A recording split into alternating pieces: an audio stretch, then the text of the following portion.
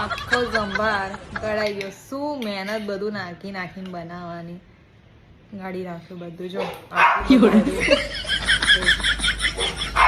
આ લોકોને ગમે એટલું ખવડાવે ખાવાનો હતો જો આ બધા જો આપ્યું નહીં. એ પહેલા તો કુદામ કુદી ચાલુ જો જો જો જો પકડી લેવાનું. એટલી કુટામ કૂટ હતી એટલે વેલકમ ના કર્યું હતું. 08 ચીઝ પટેલમાં તમારું બધાનું સ્વાગત છે. અને મારું ડાચું પડી ગયેલું હતું કારણ કે મને ખમણી ખાવા આપી હતી.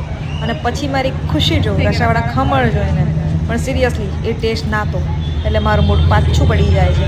પણ એમ તમને બતાવવા માટે રિએક્શન સારા આપી દીધા, પણ મને એ ટેસ્ટ ના મળ્યો. મને બહુ દુઃખ થયું. અને પછી ઉપડી ગયા ફ્રીઝ અને જોવા માટે. ફ્રીઝ આવી ગયો એટલે આ લોકોની ખુશી જો કેટલા ખુશ થઈ ગયા. અને ત્યાર પછી અમારા ગોલુભાઈ નિરીક્ષણ કરતા હતા કે મમ્મી શું લઈને આવી.